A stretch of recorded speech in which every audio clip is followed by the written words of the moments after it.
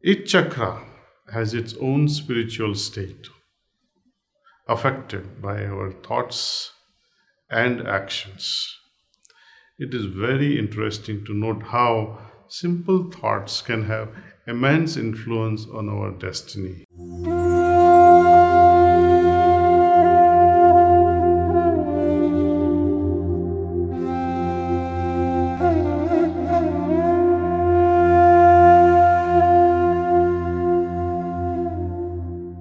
Namaste, everyone. Today, we will see how the chakra system in our entire body plays out its part. But we'll stick specifically to one chakra today, and that is our Hridaya chakra or the heart. Heart chakra plays its pivotal role in our daily life 24/7. For that, we ought to know the nature of Hridaya chakra before we go any further. Let me explain. If a chakra is to be compared with a star, or a flower, or a knot, the chakra, especially the heart chakra, is not merely a star but a constellation filled with many star systems. They all are made up of Panchabhutas. The first chakra, heart chakra, is largely composed of earth element. The next chakra, which is Atma chakra, which is mainly constituted of Akasha or the sky element. The third chakra is all about fire element. Fourth chakra within that complex system is the water element. The fifth is here, Vishuddhi chakra, that is made up of air element, total five. And that's why our Shastras talk about that once you cross these five chakras, or once you have mastery over Panchabhutas or the Dvandvas, you enter into higher zones. Now you are liberated. You are free from this bondage of life, bondage of incarnation. That doesn't mean that you will not come back. You will come back, perhaps, if you wanted to come back. So that is the freedom one enjoys, a state of liberation. Such individuals are reborn with a purpose, with a goal in mind, to help others reach higher states. Each chakra has its own spiritual state, affected by our thoughts and actions. It is very interesting to note how simple thoughts can have immense influence on our destiny.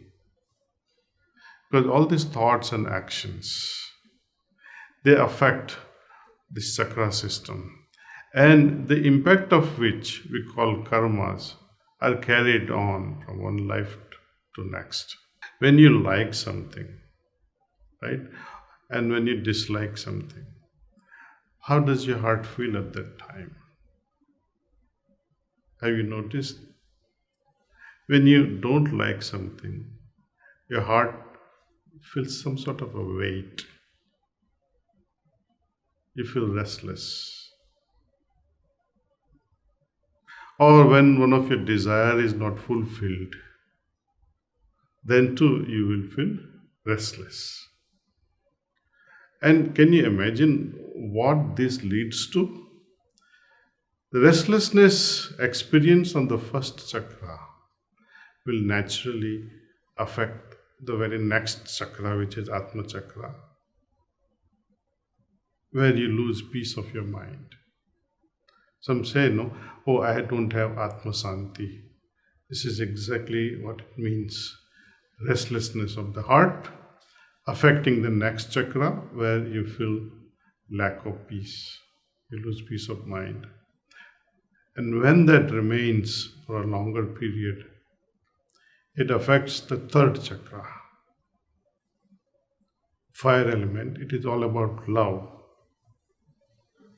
Now, what happens when this lack of peace continuously keep affecting the third chakra, fire element? Instead of love, it will result in anger. When your desires are not fulfilled, it eventually affects the third point, resulting in anger. And when anger remains long enough, it affects the fourth chakra, which is the water element. It is all about courage. But when fear has gripped you for a long time, this very courage turns into fear. Because of this continuous fear in you, it affects the next chakra. This, when you lose this courage and succumb to fear, you start creating illusions, and because of this, you lose clarity of mind. So, this is how our impressions, our likes and dislikes, our desiring to have something so badly creates such things.